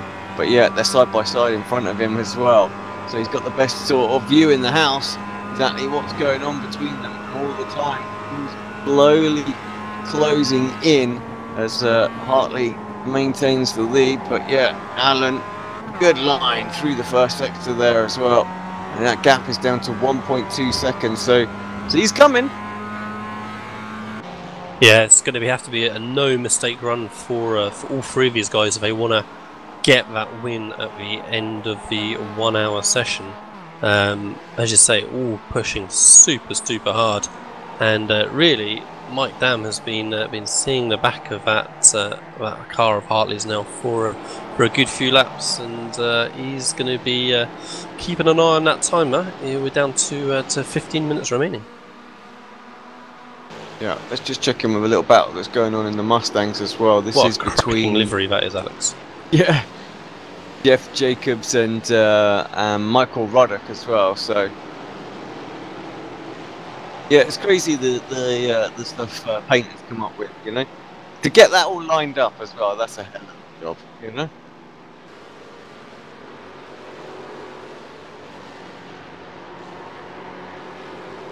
But yeah, it was a lot closer as we just tuned into it, so I don't know if Jeff had just pulled a move off or anything like that. Let me have a quick look just to see.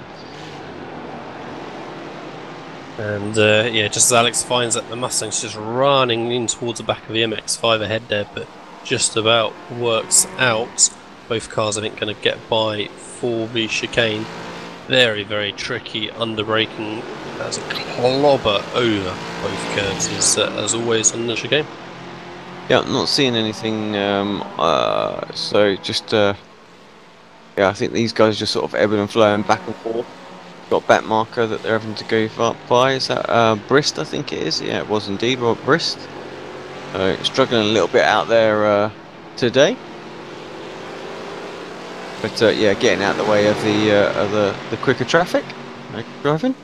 Yeah, it looks like maybe he had a little bit of damage on the rear diffuser as switching back to the MX-5.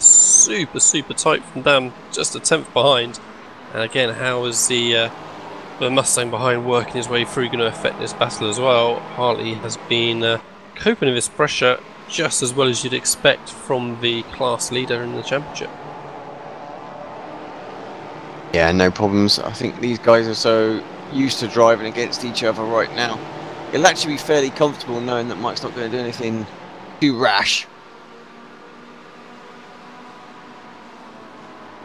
We'll want, well, certainly who will want, John Allen will want this Mustang out of the way. Pretty sharpish.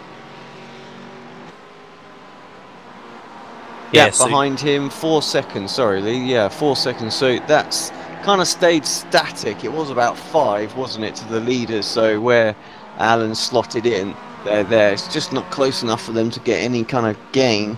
We'll keep an eye on what sort of lap times Travis is doing, because he's got himself 15, well, 13 minutes, make that 12 as the timer just ticks over, to try and close that down into some reasonable zone to make a move, but can't see it. Very difficult. No, absolutely.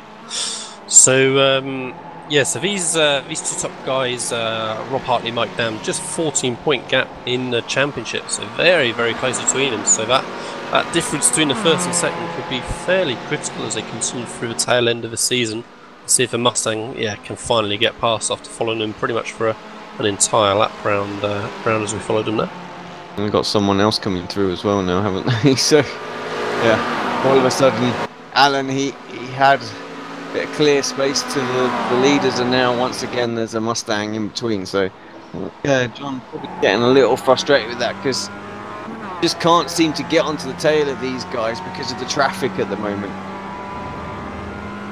Let's say he's certainly in a position where he can afford just to be patient and wait and see how it develops, and hope just for a little bit of squabbling up ahead, and very quickly he could be right on him as again Dam very close to the back of Hartley. They're up ahead looking for a slightly different line through Tosa and getting a drive off the corner up the hill under the bridge.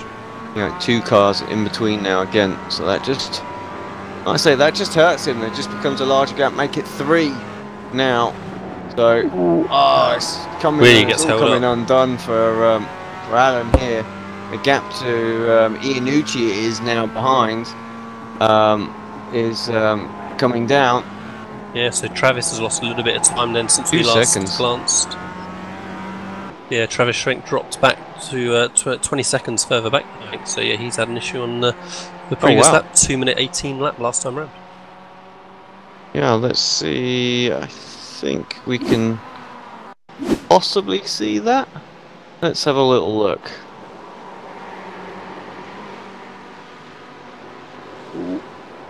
Ooh, Mustang. Runs a little wide there. Oh, well, that's not too bad.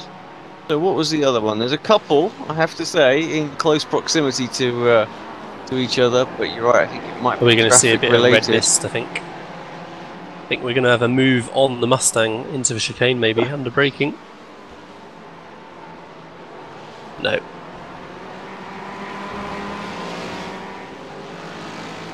Oof, took off completely on the second part there. Yeah. So yeah, all four wheels off the ground, not just the inside two. So yeah, unlucky there for Travis. I think, understandably, a bit of frustration with the Mustang trying to get through. Really compromised him as he was, like I say, pushing hard to try and catch up with that lead pack. Well, this has got a bit tasty as well. This little battle. Oh, the driver there, Sam, trying to work his way through the traffic to stay onto the back of Tyler Schiffler. Has to go completely alongside the MX-5 there, but thought there was going to be an issue, but yeah, it feels like it was all calm. Feels like we just got to that phase of a race now where the two races have merged on track, and it's just getting very, very chaotic. All of a sudden, there's almost 3 wide through the fast sweeping left-hander, and a car in the foreground off in the gravel as well. Alex, one of the MX-5s, I think, and the guys ahead sort themselves out, stayed safe and clean, but super close as they were going through. It's busy. Look at the track as well. Look at the mini map. You can just see how much traffic there is going on around there. There's a car off as well in the background. Number 15 or position 15.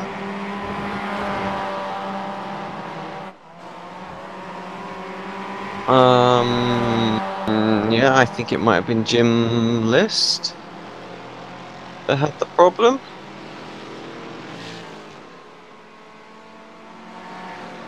Yeah, I'm not sure. Now 16th. Don't know if you can see it. It's on the.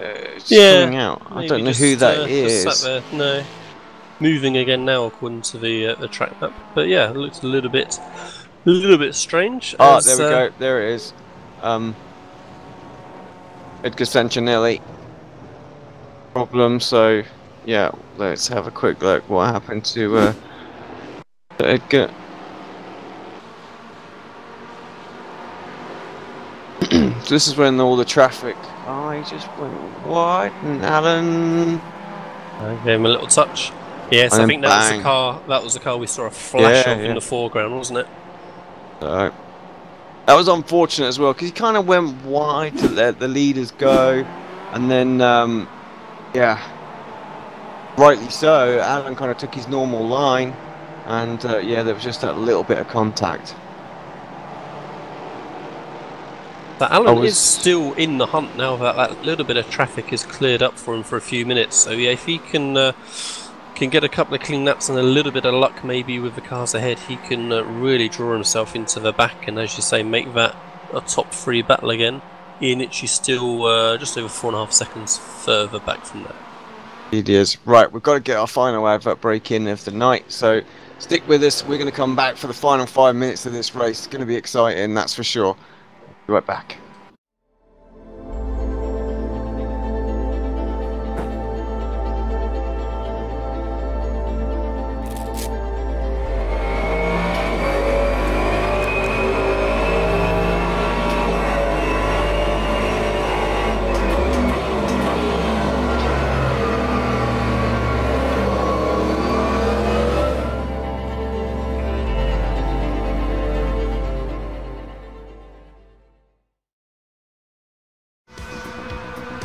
Are you a fan of the Ricmotech Sports Car Series? Now is your chance to show off your favorite sim racing series by visiting our online store. With clothing and apparel for women and men in all sizes, merchandise and gift items like coffee mugs, laptop skins, mouse pads, and many more items to display your passion for sports car sim racing. Visit us today at ExtremeMotorsports99.com and click on the online store button. Thank you for watching and supporting the Ricmotech Sports Car Series.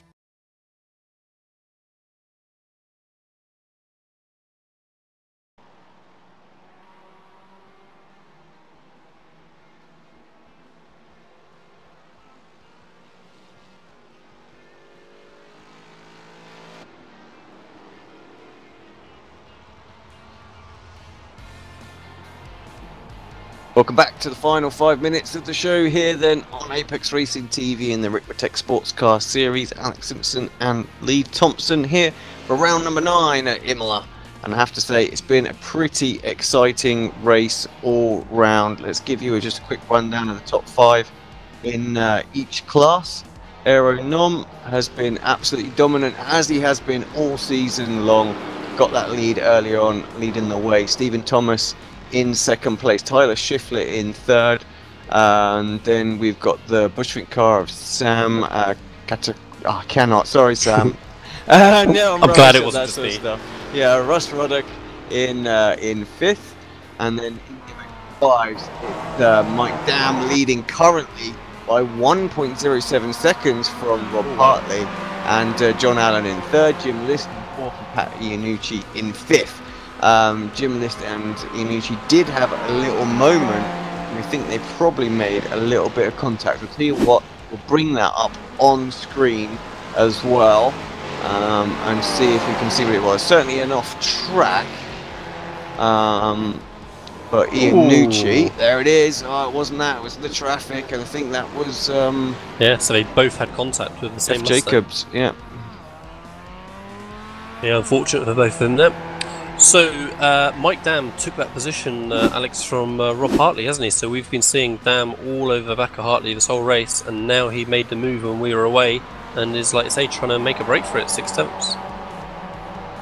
Yeah, he's going to do well to Jacobs into the pits after that contact as well. But he's going to do well to break away Adam right there as well. I think if Hartley gets back to him, that we are going to have that 3-car showdown for the final lap, which is going to be absolutely awesome. Not too much going on elsewhere on the track at the moment as well. All of the real battles have sort of separated apart. Even there's just nothing going on the Mustang, so apologies for not focusing on them too much at the moment.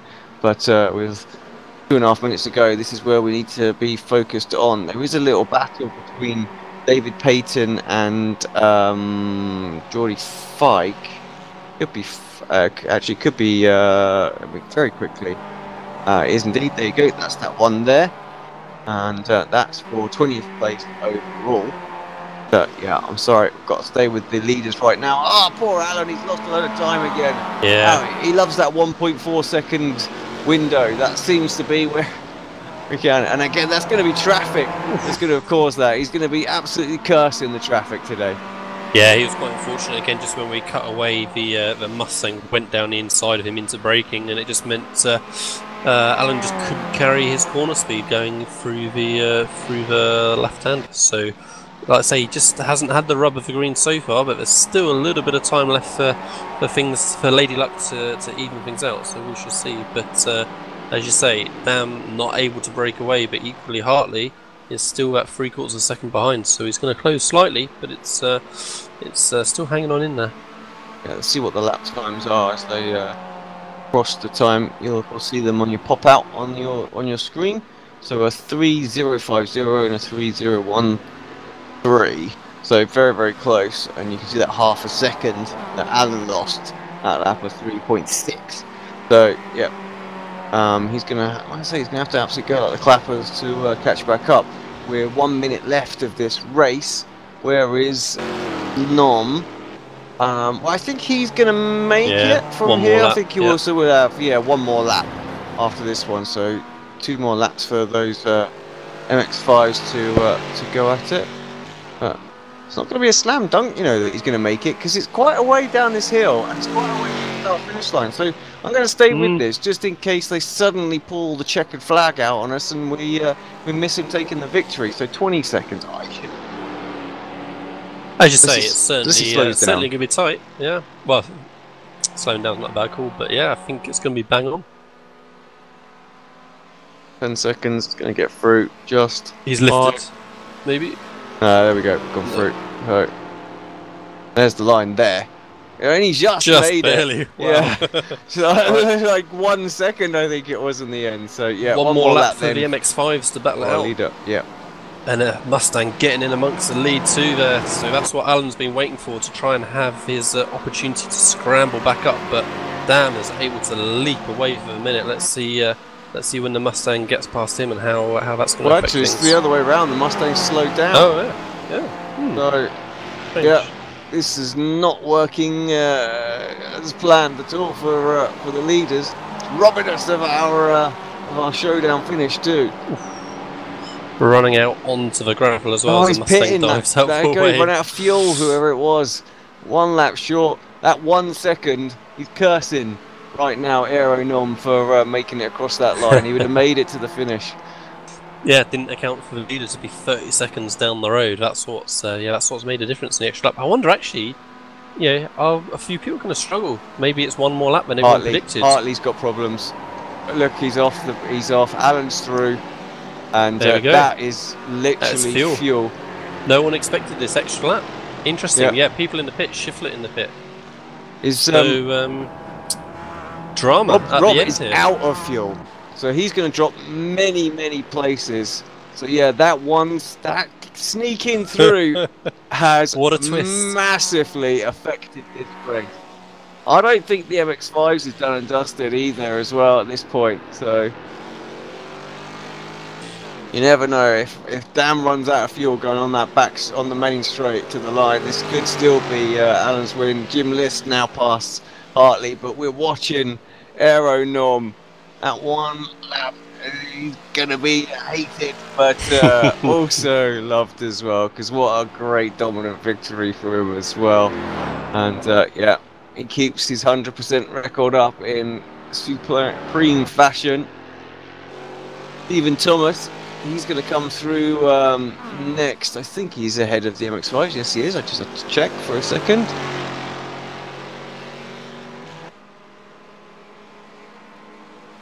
It looked like he was going to come under a little bit of pressure from Sam for a moment for that second place, but in the end, they got separated back apart as well. And through 1, 2, 3. Mike Dam then. No, I'm not hearing any splutters. That's all that matters. Oh, Hartley, look at all those places lost. This is absolutely golden for Mike. This is exactly what he wanted. What a haul of points for his championship. Of points, yeah, on his team, on his rival there. There he is. He's got no issues with fuel whatsoever. Neither has Alan in second place. Gonna come across. Yes, that long first stint from Alan there paid off beautifully. Scraped into, not scraped, sorry, got that podium position comfortably in the end, and then a surprise second place. Team List comes across in third place, so he's got someone behind him, but I don't think that's just a back marker, because there's Dominic, who is fourth overall. Travis is going to finish fifth after he spin. What could have been for Travis could have been a podium position for him. But yeah, Rob Hartley, he's left the circuit already effectively. So did not pan out. Fuel on fuel in the pit stop. Yeah, burnt him hard. So it wasn't quite it was an exciting finish, but yeah, not the one that we were expecting. We were waiting for that group of three to really kick off, but yeah, who would have thought that Nom's outright pace for the whole race would have had such an effect on the MX-5 result, and potentially has a huge effect, of course, on Robert Hartley's charge for the MX-5 championship. Yeah, Mike had such a good start to the season as well. Rob's sort of middle part has been very, very strong. So I'm not sure where they're at as far as topics and things like that go. So that's going to make it quite exciting, I feel. Nice to find a few people to cross the finish line. yeah, I should be able to bring up the race result.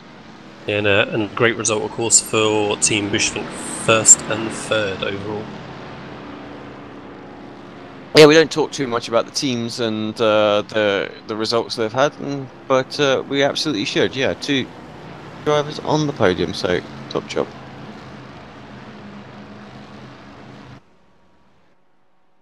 Well, Lee, I'd leave the honours to you to take us through the final standings. Yeah, so Aero Nomnen taking that dominant win from lights to flag. He just never looked under any real pressure, always dealing with that traffic comfortably whenever we saw him. Stephen Thomason in second place, 18 seconds behind in the end. Sam Katazunis in third, Ross Ruddock in fourth, Michael Ruddock in fifth. So, yeah, first and third for Team Bushfink, and fourth and fifth for Flying Tortoise Motorsports. Sixth was Leon Wright with Dexter Castro in seventh. Eighth was Jeff Jacobs with Tyler Shiflett, then in ninth. Jennifer McDonald in 10th. Robert Briston 11th. Kevin Seaford limping home to a 12th place, after that damage from earlier on, 9 laps down. 13th for Brandon Whitworth and 14th for Reed Miller. So, yeah, 3 cars there that really lost a lot of laps due to damage. Everyone else was there and thereabouts. And so, for the MX5 class winners in the ST class, Mike Bam, yeah, taking that win in the end. I mean, fortunately, in a way, for his own satisfaction, he'd already made that move on Hartley, at least before he ran out of fuel. Maybe Hartley, of course, knew he was struggling. Maybe that's why the pace perhaps dropped off slightly at the end. But yeah, Dam got that move done nonetheless. John Allen then taking that surprise second place in the end. Jim List, I'm sure, even more surprised to find out he was in third place. Pat Iannucci in fourth. Travis Schenk in fifth. Eric Violet in sixth. Ryan G. Walker in seventh. Jody Fike in eighth. Rob Hartley then classified in ninth position, 1 lap down. So, you know, points still nonetheless, but just not what he was expecting, I'm sure. Chris Foreman in 10th, David Patton in 11th, Derek Holland in 12th, with Bobby Childs in 13th, Michael Key in 14th, Patrick Prevenis in 15th, Jacob Beasley in 16th, and Edgar Chatanelli 17th, with Ryan Cobb finishing up 30 laps down. Not a good night for him in 18th position. Yeah, one decent race meeting indeed. Very much enjoyed that one as well. And made, yeah, exciting for all the different reasons because of this man across the line with just 1 second to go. Welcome to the booth and congratulations on another victory, Aaron. Yeah, thanks, guys.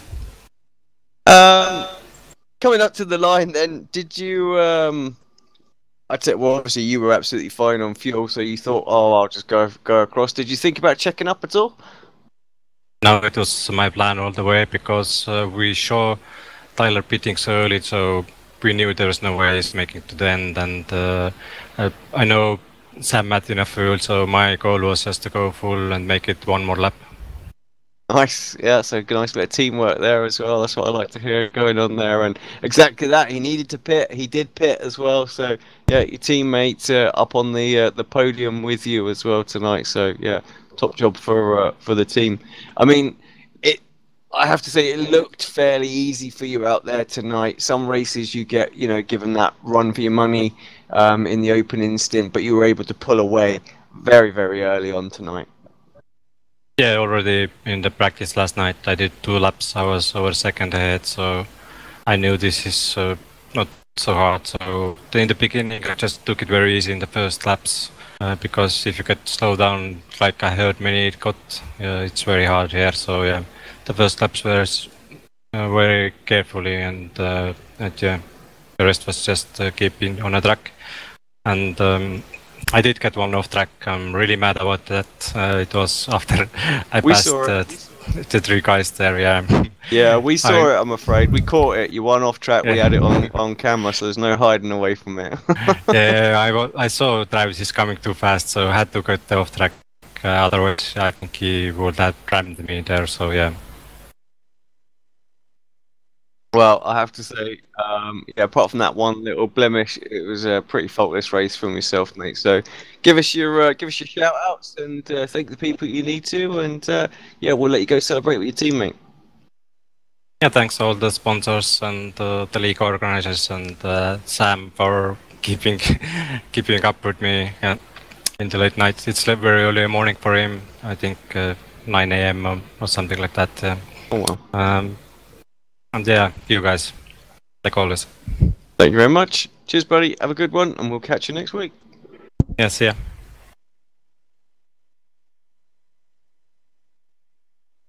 Let's bring in Stephen next, just to round out the GS interviews. Stephen, congratulations, second place. I think that was probably the maximum you could have achieved today.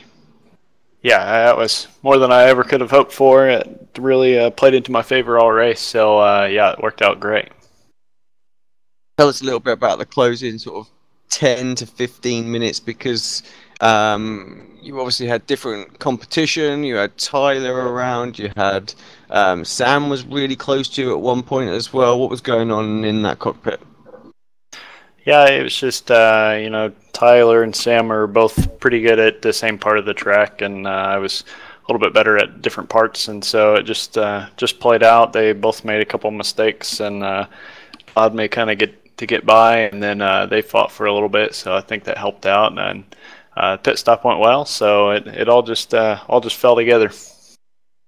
Yeah, awesome stuff. And Lee mentioned to me, and was talking about the stream about how tight this circuit is, and we saw a lot of issues with traffic tonight playing a big role in time gained and time lost. How was it for you? It actually wasn't too bad. I think I got the easy end of it for sure, but you know, you just got to pay real close attention. I think we got caught up with the Mazda leaders there for a little while, and had to give up 2 or 3 seconds to make sure we didn't really interrupt them. So yeah, it's really difficult, but I think all in all, I probably got the better end of it. Who do you want to give a shout out to? Yeah, I just want to say hey to Frank Rico at Ricmotech. Appreciate his sponsorship, as well as TD with TD Tree Service. Couldn't do it without those guys. And then of course you guys putting on a great stream every week. We really appreciate you guys. Thanks so much, Stephen. Congratulations. Enjoy second place, and yeah, we'll catch you again soon. Sounds good. Have a good night. Oh, okay. Sorry, Mike, just to grab you in mid-conversation there. Yeah, but yeah, welcome to the booth and congratulations. Thanks, guys. Thanks.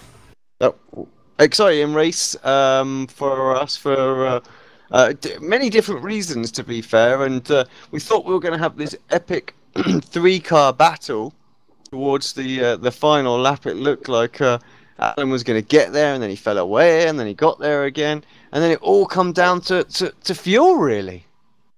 Yeah, this was I felt like this was a tight race. You know, Hartley looked like he played it perfect and came out ahead of me. We were the top 2 guys there. Obviously, John Allen always makes awesome pit strategies too. He got right up in there in the draft, and yeah, unfortunately, Rob just cut it a little too tight.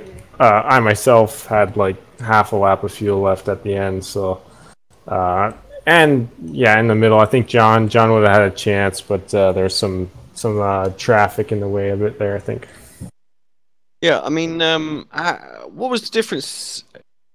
Sometimes there's a clear divide between the Mustangs and the MX-5s, but there was some real corners on this circuit today that looked like the MX-5 was just so much faster than the Mustang. How was that playing out with you know, when you were sort of around those Mustangs?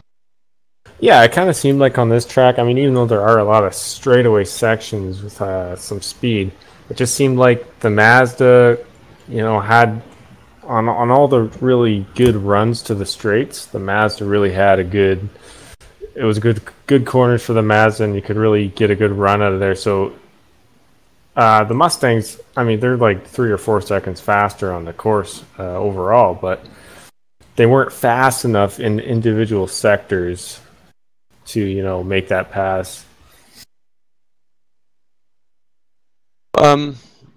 Next week, I'm frantically trying to bring the schedule up. Maybe you can help me out here. I'm not sure what next. Next week we're at Suzuka. Thank 60 you, minutes. thank That you, sounds Lee. great. Yeah, so Suzuka. That should be Yeah, another it's gonna- interesting one. Yeah, it's going to be one of those tracks you don't do very often, so it's going to kind of throw a curveball. You'll probably see maybe a bigger range between the fast guys and the slower guys, but I mean it's hard to it's hard to break away really in this car in the Mazda class, so it should be a good battle anyways. Awesome. Well, look forward to watching that one. Anyone you want to give a shout out to? Yeah, just all the guys for racing clean. They do an awesome job, and Kevin and Jeff, the admins, for putting this on every week. It's a good time, and yeah, just again, you guys staying up late into the morning. So thanks. Thanks very much, mate. Have a good one. Take it easy, guys. Right, last but not least for the night, and has he been waiting nice and patiently? It's John Allen. John, welcome. Evening, gents. Good race from you today. Strategy made all the difference. You stayed out longer than anybody else. You had a really good sort of couple of laps there. You were able to nail the pit stop, and you came out just about caught the slipstream of Dam and Hartley, and that really meant you were on for a podium. All you had to do was keep it clean, and in the end, I thought you were going to get there. You got there. You got pushed back by traffic, and yeah. Well, it's the technical sections of this track. It's a lot harder to gauge the differences in class here than at some where it's real clear cut with straightaways here and there that give you the separation. But actually got cut off by the same traffic twice. So after a lot of work to catch the front guys. But it was still fun. I haven't, I've been kind of part-time the last 2 or 3 seasons. And, getting the chance to get here with enough time to practice made a big difference. Able to run towards the front where I used to be. And I actually still had to figure out the fuel while I was out there. Part of the reason I stayed that late was I realized the tires, my setup actually got better on very worn tires, so I took no tires when I went in for fuel. Nice. It was very twitchy early, and it actually kind of came into its own with worn tires, so whatever I did there, I decided to keep it. And yeah, I thought I had something. I thought I had something for them twice, and then had enough fuel, but just... yeah, that was the thing. You just got sort of shuffled back. I mean, what were you thinking with like 2 laps to go? I think you were right on them, and then all of a sudden you were 1.5 seconds back again. And it was just like, oh, that's it, 3rd place. And yeah, you see a spluttering Robert Hartley in front of you. Yeah. But the biggest thing I had as a possibility once getting cut off was that they would battle, and then but he was short on fuel and he couldn't get there to do it. So I just tried to bring it home, and there's an incident limit in question with some of the liberties I was taking with the track. So I don't know how that's all going to shake out, but for now, it's a 2nd place finish. Yeah, you didn't have said anything. No one would know. Awesome stuff. Well, congrats, John, and yeah, good to see you back and on the podium. That's for sure. And, yeah, any final sort of shout outs from you? Well, it's good to chat with you guys again. It means I did a little better than I've been doing of late, but still appreciate the broadcast. Even when I haven't been able to race near as much, I do watch them, and you guys are a joy to listen to whenever I do catch up on them. So miss running with these guys, and regardless where I finish, but it's nice to get back up on the podium. Cool stuff. Thanks very much, mate. We'll catch you again shortly. Cheers.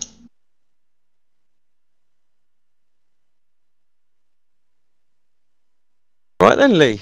Thank you. I think I need to say as well for jumping in. Obviously, Adam had to travel back and stepped in on short notice. I appreciate that. How was your experience of your first Ricmotech race?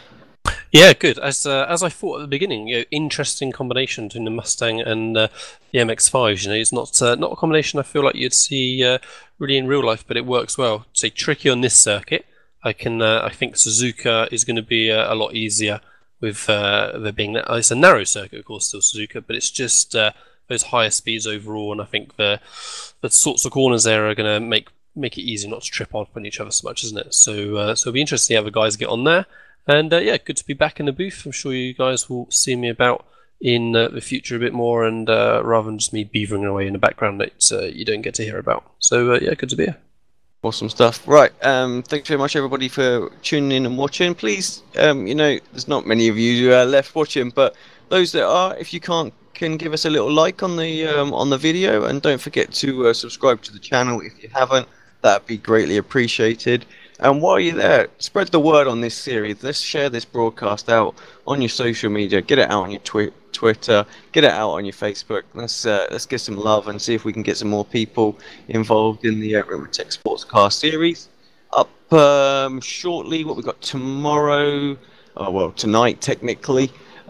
We've got the MX-5, the BSR MX-5 series. It's the final round of that series, and that's at Daytona road circuit, so that should be quite a fun one. Thursday, we've got the final round of the Le Mans series as well. That's the official series. Thursday, it's the final round of the BSR TC. Yours truly is gunning for the championship in that one. Currently sat second place, so yeah, come on, give me all the support. I'm going to need it, I think, for that one. And yeah, I think we've also got some racing action on Sunday as well with the Grand Prix Series 2, and possibly the final round of the BSR Porsche Cup as well. So lots of season coming to an end here on Apex Racing TV, so it should be a good one. But from myself, from Lee, and from the whole crew at Ricmotech, we will bid you a farewell until we rejoin you back at Suzuka. See you again.